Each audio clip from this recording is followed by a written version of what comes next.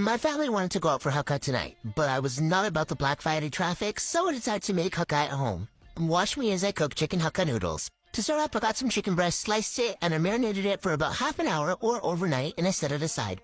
I don't understand why people call it Black Friday sales, because if it's not under $20, it's not a sale. Anyways, I prepped the sauce using soy sauce, oyster sauce, chili garlic sauce, vinegar, and that's the sauce for the noodles.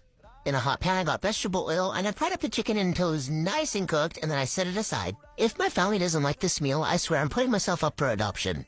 In a hot wok, I got some vegetable oil, some ginger garlic paste and onion, sauteed it, and add some spices until I was ready to add in the shredded carrots and cabbage. I sauteed them real nice until it got softened, and then I added the chicken back in that we cooked in earlier. Once everything was cooked down real nicely, I added in the Hakka noodles, which I cooked according to the instructions in the package, and then I finally added in the sauce that we made in earlier. I kept stir-frying until everything was well incorporated, and boy, was this a workout. I finally topped it off with some sesame oil, some green onions, and there you have it. Better than takeout chicken Hakka noodles, I kid you not. If your family does not love you after this, then find yourself a new family. Okay, bye!